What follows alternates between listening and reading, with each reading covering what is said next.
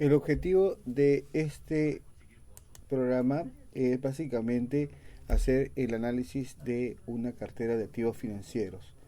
¿Ok? Este programa, como todos los demás, tiene um, una primera parte en la cual se van a declarar las librerías que se van a utilizar. Recordemos que Python es una aplicación básica que utiliza diversas librerías externas para poder tener mayores funcionalidades. En este caso nosotros vamos a usar Pandas, NumPy y Matplotlib, GeForce OS, Plot y Skippy para básicamente realizar todas las operaciones que incluyen el trabajo con tablas, manejo de archivos, importación, exportación, etcétera, etcétera, ¿no? La primera parte es la recolección de datos, las cuales las vamos a juntar en una matriz que se llama stocks, ¿no? Y para ello vamos a usar un API que es GFinance. Lo que va a hacer ella es a través de los stocks, las iniciales de los activos financieros, recuperar su información, ¿no? Entonces, acá colocamos el comando, le decimos cuáles son los activos que queremos que descargue. En este caso va a ser Pfizer, Tesla, Amazon, Bitcoins en dólares, Johnson Johnson y NSC Energy. Y le vamos a decir que lo haga desde 2020, desde el 1 de enero de 2020 hasta el 31 de diciembre del 2020. Este rango de fechas es muy variable. Nosotros podemos hacer análisis más frecuentes dependiendo también de la disponibilidad en Yahoo. Generalmente eso está bastante al día, pero por temas de facilitar la data le hemos colocado en ese rango, ¿no? Para no ser demasiado extenso y no complicar el cálculo, dado de que nuestro interés ahora radica en probar la aplicación. Entonces vamos a hacer una ejecución completa de todo el código, ¿no? Pero lo que recomendamos es hacer parcialmente la ejecución de las líneas para poder visualizar cuál es nuestro, nuestros resultados, ¿no? Entonces primero vamos a cargar las librerías. Nosotros vemos que en el Spider es una aplicación bastante versátil. La vamos a configurar ahora para tener en la ventana principal el código, en la ventana de la derecha los gráficos o también las variables que vamos a ir recolectando, que vamos a ir procesando, y en la parte de abajo, en la ventana inferior derecha, vamos a ir viendo la salida desde la consola. Bien, entonces continuemos con la ejecución.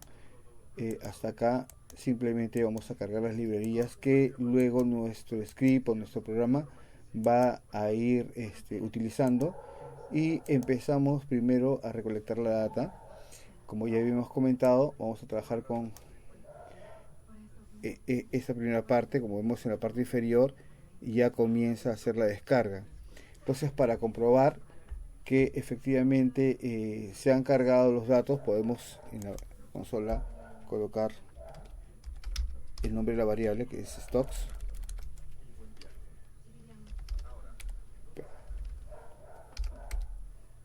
y vemos que aparecen, pero no solamente la variable que requerimos, sino además el mínimo, el máximo, el volumen de acciones trabajadas, y además el cierre, ¿no? También el cierre ajustado. Bueno, entonces el siguiente paso para nosotros va a ser convertir una variable o una matriz en una matriz llamada stocks1, que vamos a utilizar más adelante, y luego lo vamos a convertir o lo vamos a almacenar en un archivo Excel, ¿no? Ese archivo Excel va a aparecer en una ventana y vamos a poder desde ahí visualizar o corregir algunos datos que querramos mejorar, ¿no? No siempre es necesario, pero es recomendable tenerlo en un Excel para poder independientemente manipular o acomodar nuestras variables según los requerimientos. Ahora, en esta sección, que es bastante importante, nosotros lo que vamos a hacer es convertir toda esta matriz con una serie de datos en lo que necesitamos. Lo que vamos a trabajar es la variable de cierre. Entonces le vamos a pedir básicamente que stocks se convierta en una variable diferente, donde solamente obtengamos el precio de cierre. Entonces, si queremos ver si esto se lleva a cabo, simplemente volvemos a ver la variable y ahora vamos a ver que nuestra tabla se ha simplificado bastante y tenemos la fecha y en el título con el stocks de cada una de nuestros activos financieros y el precio de cierre. Bueno, lo que vamos a realizar ahora es básicamente actualizar nuestra variable, volver a vaciarlo hacia nuestro Excel y ya tenemos la data prácticamente lista para utilizar en las siguientes secciones, ¿no?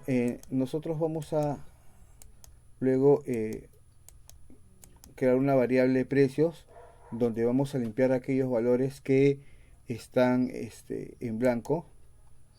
Vamos a ver cómo queda nuestra variable. Ahora vemos que desaparecen los precios en blanco y solamente quedan, las celdas en blanco y solamente quedan las celdas con números. Esto es bastante importante para lograr que nuestras gráficas finalmente tengan continuidad y no tengan espacios en blanco, ¿no? Bueno, entonces eso no es tan necesario, pero de todos modos lo utilizamos, que es para asegurarnos de que hayan pasado nuestras datas y veamos cuántos activos tenemos, ¿no? En este caso tenemos 6, que son los que hemos declarado acá, ¿no?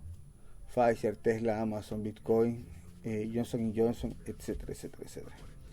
Vamos a continuar el código, vamos a ver la descripción estadística de ellos y vemos los registros, el promedio, la desviación estándar, el mínimo, el máximo y los cuartiles, ¿no? Eso lo vamos ahora a grabar en una variable que se va a llamar df, ¿no? Y lo primero que vamos a generar es la primera variable con una gráfica de los precios para ver cuál es el comportamiento en el tiempo de los precios, y esta es nuestra nueva gráfica. Como podemos ver, la que tiene precios menos estables, que tienden más, por cierto, hacia el alza, es el Bitcoin, y el segundo precio que tiene una tendencia creciente, aunque con pendiente bastante pequeña, es las acciones de Amazon, ¿no? Igualmente Tesla, ¿no? Y Pfizer, que prácticamente es plana. El resto de variables tienen un comportamiento bastante similar, ¿no?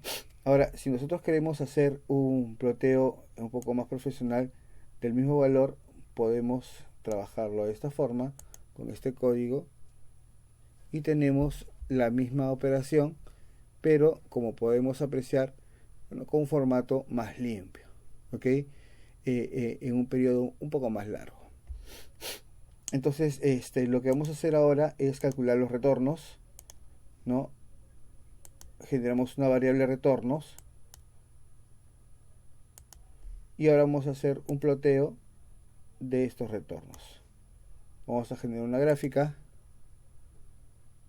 y acá podemos ver cómo los retornos son a veces positivos y a veces negativos, ¿no? Como verán, la acción que es un poco, digamos, que tiene caídas más bajas, ¿no? Y es la del Bitcoin, que tuvo en marzo del 2020 una caída muy muy significativa, y la otra que ha tenido caídas, aunque también bastantes alzas, es la de Tesla, ¿no? Nosotros podemos ver que en marzo del 2020, en la época del COVID, quien más cayó ha sido el Bitcoin, ¿no? Seguido bastante de Tesla, pero en líneas generales podemos ver de que todos nuestros activos financieros han tenido caídas.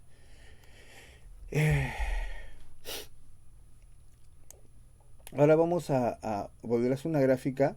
Vamos a hacer un cálculo de los retornos, ¿ya? Pero vamos acá, ahora agregamos una columna para ver los ponderados, ¿no? Ahora, cuando vemos los ponderados, tenemos una tabla con los promedios ponderados, ¿ya? Esos son los promedios de las acciones. Como vemos, la más alta sigue siendo el Bitcoin, y podemos ver aquí claramente de que el Bitcoin es de las que mejor aumento ha tenido, ¿no? Seguido de la de Tesla, ¿no? Pero acá estamos hablando de los retornos, ¿no? Tesla es finalmente la que mejores retornos tiene, ¿no? Y vamos ahora a ver las covarianzas. Generamos la matriz de covarianzas. Y estas son las covarianzas entre ellas. Como podemos apreciar, las covarianzas son relativamente pequeñas. Vamos a hacer ahora un artificio para sacar la raíz cuadrada de las covarianzas. Luego vamos a hacer la raíz de correlaciones para finalmente con la matriz de correlaciones poder hacer la optimización de nuestro portafolio. Entonces vamos a ver la performance anualizada con esta sección del código.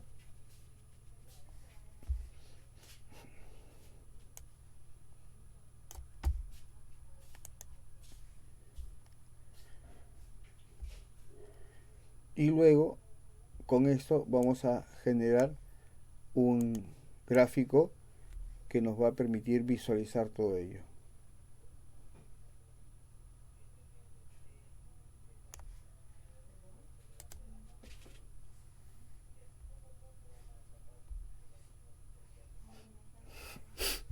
Y acá vamos a observar dos cosas. Primero, el rendimiento anualizado de todo el portafolio, que es 1.31, y la volatilidad anualizada, ¿no? Y acá podemos ver una gráfica con un gráfico de dispersión, ¿no? Que nos va a indicar cuál es en qué punto se encuentran localizadas nuestras acciones. Ahora vamos a hacer un ploteo del ratio de Sharpe.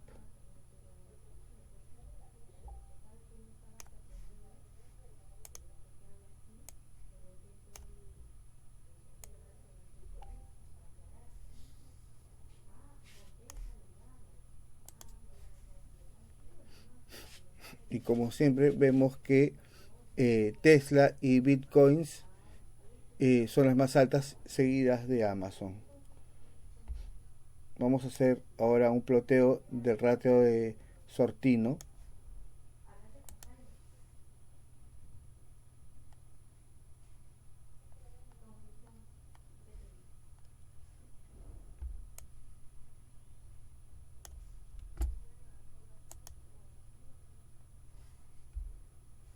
Y ratio de Sortino de igual manera se mantiene constante. Tesla arriba, seguido de Bitcoin y luego de Amazon.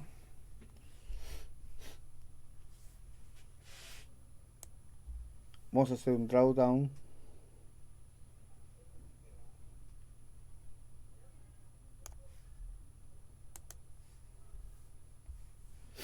Que es lo mismo pero invertido para ver los valores negativos. Vemos que también Tesla está por aquí abajo como mayor. Bitcoin seguido de Pfizer y Johnson Johnson, ¿no? Recordemos que Johnson Johnson y Pfizer han tenido cambios sustanciales en la performance debido a sus vacunas en la pandemia.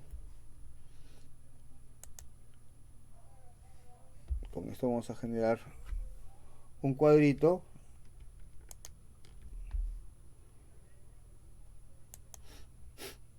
y vamos a ver los rendimientos que habíamos hecho hace un ratito, pero con los índices de Sortino, Shape y Max, ¿no? Igual Tesla está arriba, seguido de Bitcoins y de Amazon, ¿no? Notemos que por acá entre marzo y abril, ¿no?, del 2020 hay una caída muy significativa debido al de la pandemia, ¿no? Ojo que en este punto todavía no hay vacunas, por lo que Johnson y Johnson y Pfizer están todavía rezagadas, ¿no?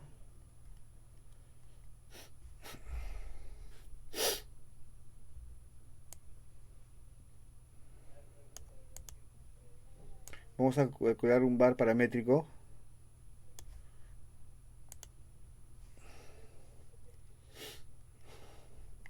Y ahora vamos a definir pesos en la optimización de portafolios.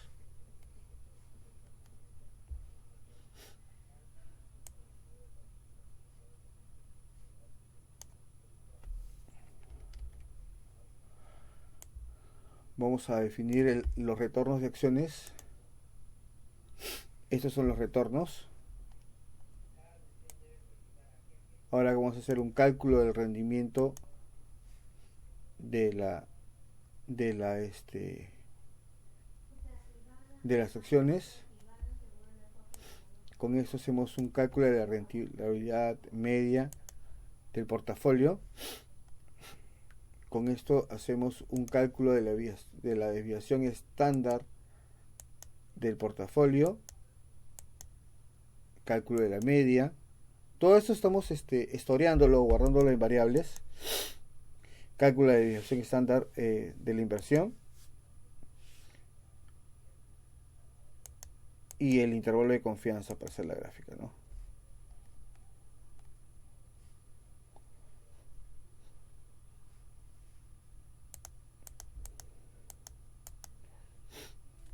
Vamos a hacer el bar paramétrico con estos comandos y finalmente vamos a hacer el cálculo del bar a 15 días. Tenemos con intervalo de confianza del 95% las proyecciones de precios y vamos a realizar la gráfica, ¿no? Vemos que tenemos la curva y luego podemos ir generando los histogramas de cada una de las acciones, ¿no? Esta es la de Pfizer,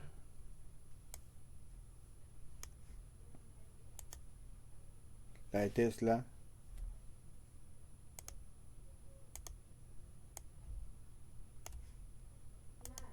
la de Amazon. Vemos que ambas, casi todas, tienen hasta ahora la forma, excepto el Bitcoin, ¿no?, que tiene disparada, pero las otras sí tenían la forma de la curva, ¿no? O sea, la curva adecuada, o sea que tiene un comportamiento normal. El Bitcoin no, más bien, ¿no? Vemos que es la única que hasta ahora tiene un comportamiento diferente al normal. Recordemos por estadística de que los comportamientos normales son más parecidos a estos, ¿no?, donde generamos la media y del punto central el segmento izquierdo debe ser más o menos parecido al derecho, ¿no? En este caso no son exactamente iguales, pero recordemos que hay externalidades que nos indican pues que no ha habido un comportamiento normal, ¿no? El último es Nestlé. Y ahora empezamos a ver la barra de Monte Carlo.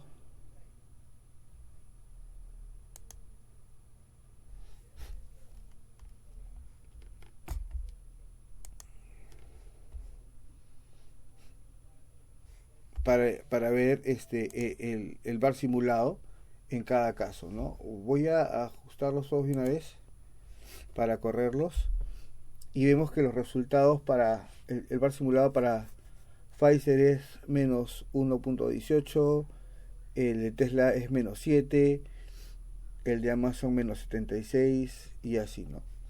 Y con eso ya tenemos la data suficiente para hacer nuestro análisis y de esa forma hemos ido viendo cómo va funcionando las 388 líneas de nuestro código. Gracias.